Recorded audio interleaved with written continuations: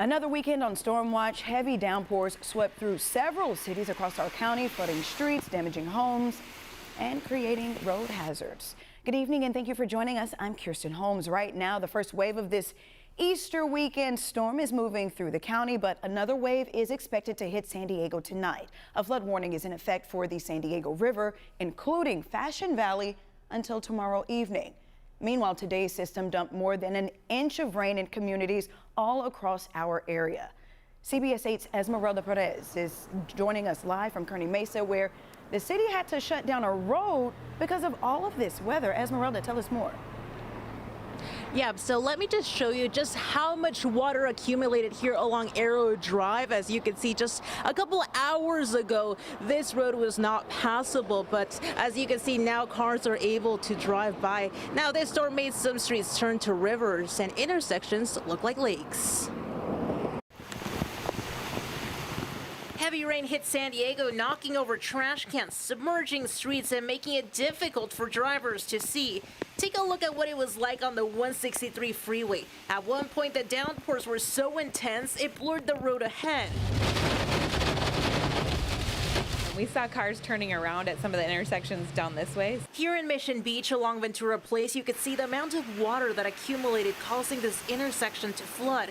The heavy rain also swept trash and debris, but that didn't stop some people from going outside. The Williams family was out getting coffee at the corner of this intersection. They're visiting from Minnesota and were able to enjoy 3 days of sunshine before the storm hit. When I got the little alarm on my watch, I knew there was gonna be this kind of flood around here. Boardwalks along the beach were empty. Lifeguards were around to protect people and make sure everyone is safe.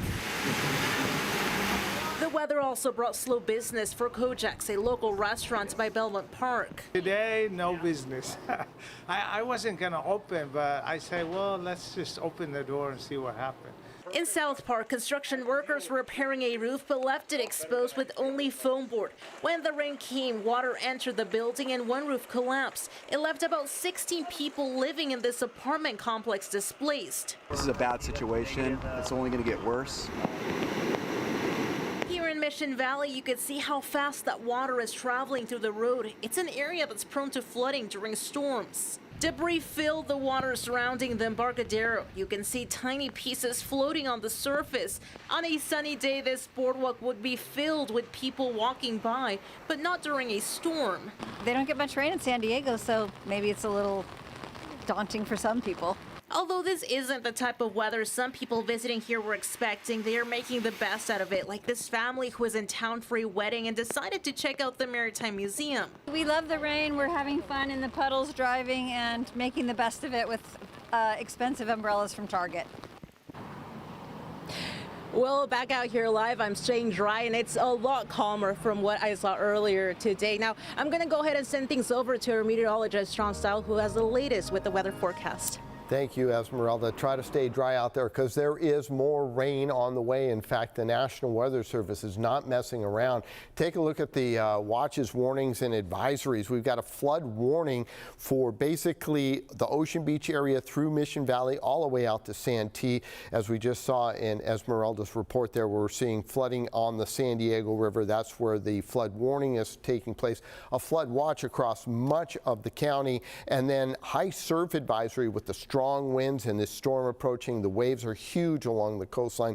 Do not go along rocky outcroppings as big rogue waves could come through. And we have a winter weather advisory. Snow levels down to 4,000 feet. It has already been snowing in the mountains. Mount Laguna has picked up 2 to 3 inches. Palomar Mountain about 2 inches, but we said over an inch of rain. Well, take a look at all the locations. You pick your spot, pretty much everyone almost an inch or plus from the coastline all the way into the mountains. And we expect more rain on the backside of the area of low pressure it moves through. By Monday morning, we could see another half to at least an inch of rain, thunderstorms throughout the overnight into tomorrow. We start to dry out by Monday. High pressure shifts into the region by Tuesday, and things really warm up by Tuesday in the inland microclimates, low 70s and lots of sunshine.